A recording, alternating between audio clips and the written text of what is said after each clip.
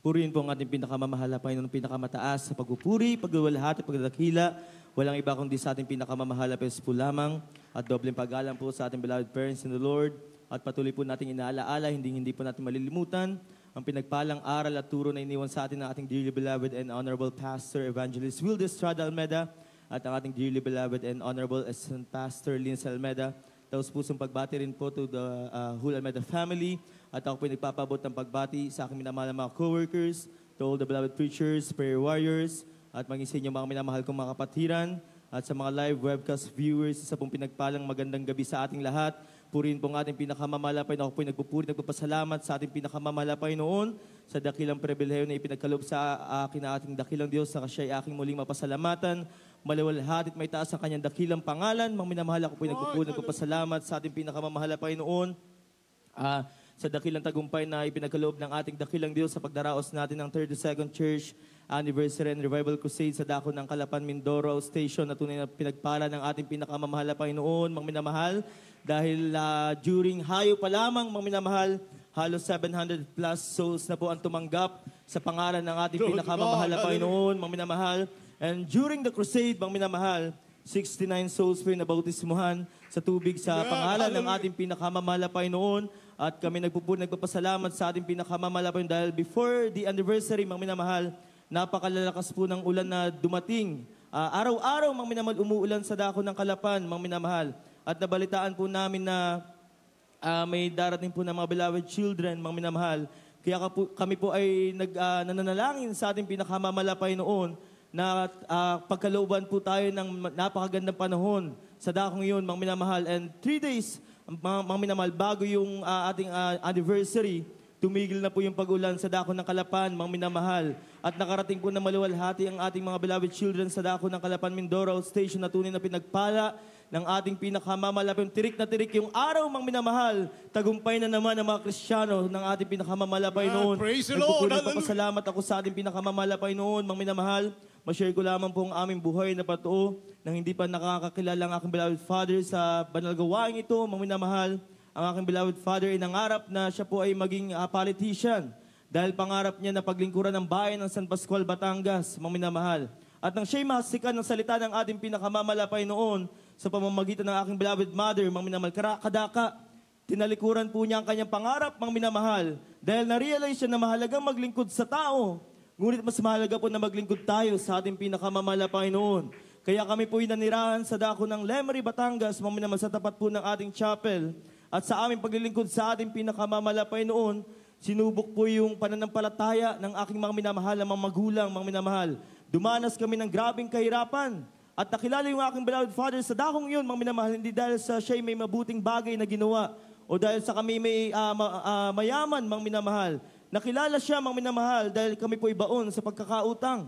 At inuusig yung aking beloved father ng aming mga minamahal na kabarangay, mga kapitbahay, mga minamahal. At sinasabi po nila na napakayabang ng aking beloved papa, mga minamahal, dahil siya po ay nakabarong, naka-necktie, naka-long sleeve, mga minamahal. Pero wala namang maibayad sa utang. Walang maibayad sa upa, walang maibayad sa kuryente at tubig, mga minamahal. Yan po yung aming buhay noon, mga minamahal. At dahil sa kahirapan, wala po kaming maibayad sa kuryente, sa tubig. So ang tendency, mga minamahal, kami po ay napuputulan. May times na hindi po namin alam kung saan kami kukuha ng aming pang-araw-araw na gastusin, mga minamahal. Halos wala kaming makain, mga minamahal. Pero buhay ang ating pinakamamalapay noon. Dakila ang ating pinakamamalapay dahil bawat araw, mga minamahal, nagpapadala po ng taong ating dakilang Diyos upang i-provide lahat ng aming mga pangangailangan, mga minamahal. Maalala ko, mga minamahal, dahil meron kaming lalagyan na lagi po namin ginagamit sa tuwing kami kukuha ng aming share. Dahil yung ating chapel, mga minamahal, lagi po kaming inaalalayan. Binibigyan kami ng lunch, ng dinner, ulam, mga minamahal, para po kami may makakain, mga minamahal. At sa aming mahabang paglilingkod sa ating pinakamamahal, dumating yung time, mga minamahal, na usigin ng aming mga kamag-anakan yung aking beloved father. Bakit, mga minamahal? Dahil hindi po nila makita na may magandang bagay na nangyayari sa buhay ng aking beloved papa. At lagi po nilang sinasabi na iwanan na namin ang paglilingkod, mga minamahal.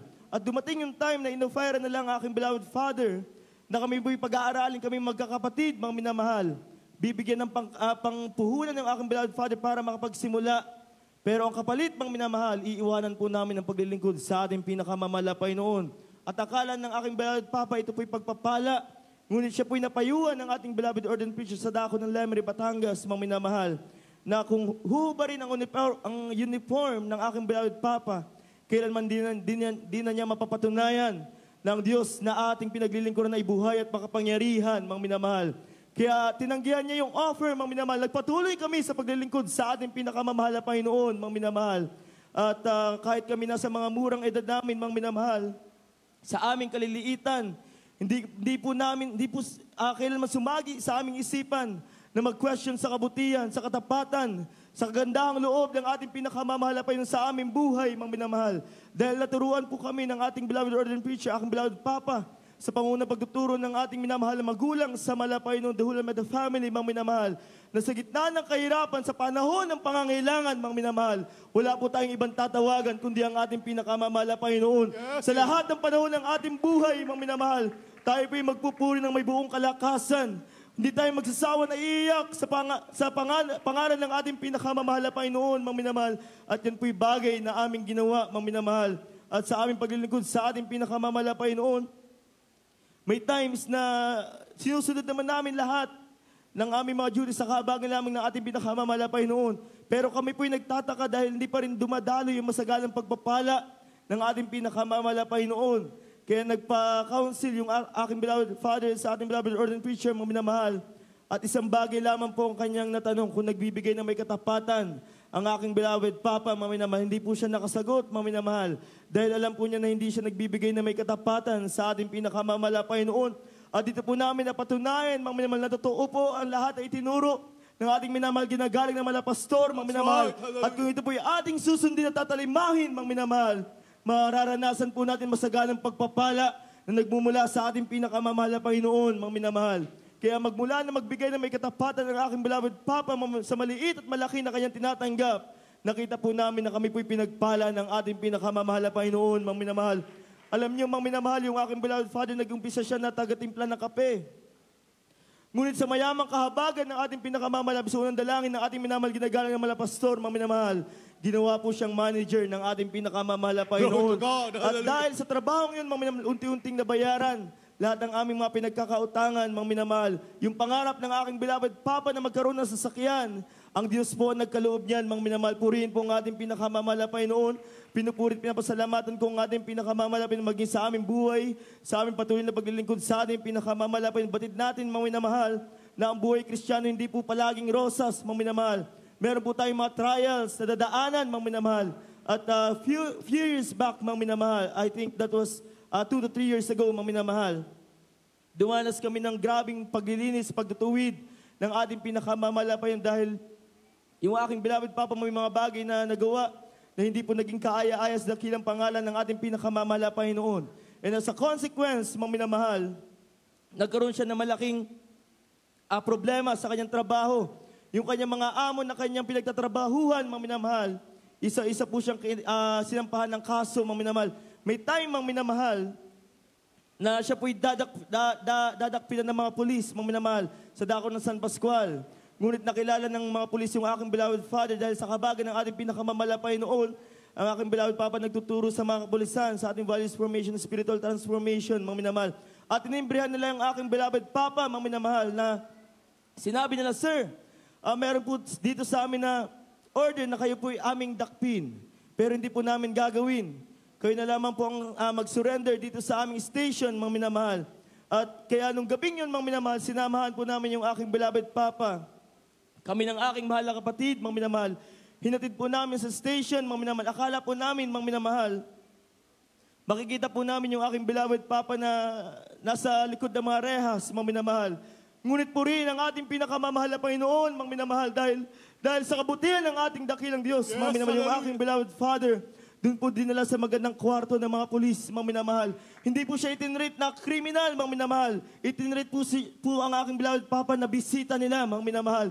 Purihin ang ating pinakamamahal na dahil sa kwartong yun, mga minamahal, malaya pong nakakapagpuri ang aking beloved Father, mga minamahal, malayang nakakapanalangin, malayang nakakadalo through live webcast, mga minamahal, malayang tumawag sa pangalan ng ating pinakamamahal na Panginoon, mga minamahal.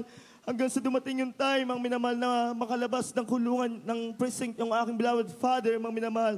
At yung boss niya na nagsampa ng kaso, mga minamahal, iniurong po yung kaso.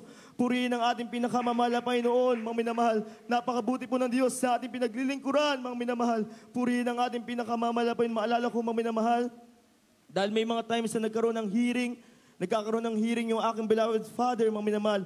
At sa tuwing darating po yung araw ng hearing, kami po ay nagpupuri sa ating nanalangin sa ating pinakamamahal na Panginoon na patnubayan yung aking beloved father, mga minamahal. At alam niyo po, mga minamahal, tuwing hearing, lagi pong nakakancel yan, mga minamahal. Dahil yung judge, mga minamahal, hindi po umaattend ng hearing. Dahil nakwento ng aking mahal na kapatid, mga minamahal, na yung judge parang nahipo sa aking beloved papa, nahipo sa aking beloved mama, mga minamahal. At sa tuwing po sila darating doon sa hearing, mga minamahal, nakakancel po yan, mga minamahal. Hanggang sa mga oras na ito, mga minamahal, hindi po natutuloy yung hearing, mga minamahal, hanggang sa tumawag na yung boss ng aking beloved father, mga minamahal. At sinabi na mag-areglo na lamang po sila, purihin ang ating pinakamamahal na Panginoon, mga minamahal.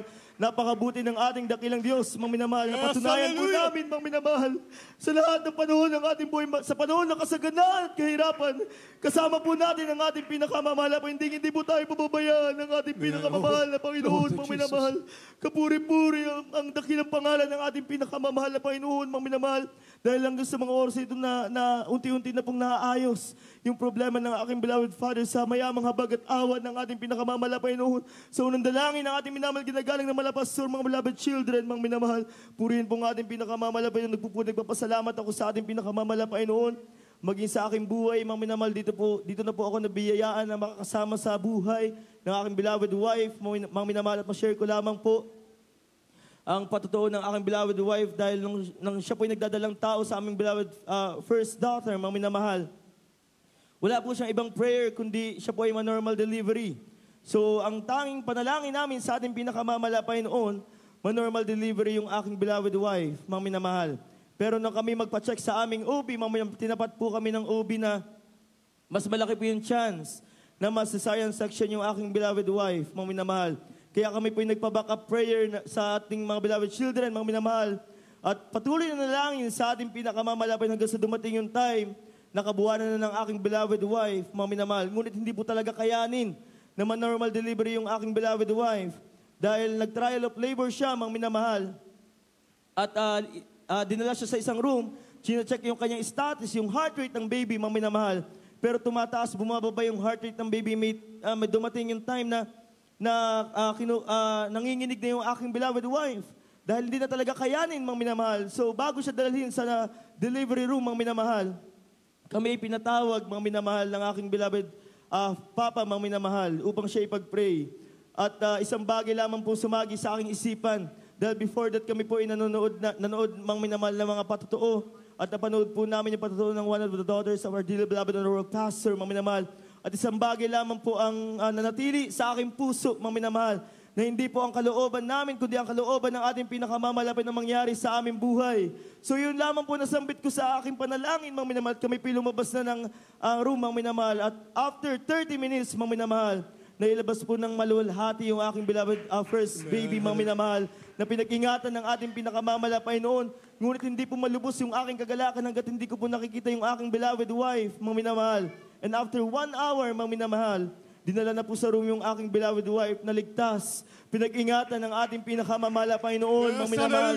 And nang siya'y madala sa kwarto, mga minamahal, dakilang himala ng ating pinakamamalapay noon. Dahil yung aking beloved wife, naglalakad na, mga minamahal, nakakatayo na. At nang pumasok yung nurse, nagulat siya, mga minamahal. Dahil usually, mga minamahal, 3 to 4 days pa daw bago makatayo yung na-CS, mga minamahal. Pero yung aking beloved wife, mga minamahal, right after na madala sa room, siya po'y tumayo at naglakad, purihin ang ating pinakamamalapay noon. Napakabuti po ng ating pinakamamalapay sa aming buhay, mga minamahal. Napakaraming dapat ipagpasalamat sa ating pinakamamalapay. Kulang ang oras, mga minamahal, upang dakilain ang dakilang pangalan ng ating pinakamamalapay noon, mga minamahal. Nagpapasalamat ako sa ating pinakamamalapay noon. Hanggang sa mga oras na ito, patuloy na kinakahabagan na magamit sa balulubasan ng ating dakilang Diyos, di makarapat-dapat bilang isang finest choir, mga minamahal, at ang lahat ng kapurihan, pasalamat, pagdadakila, walang iba kundi sa ating pinakamamahal na Panginoon lamang.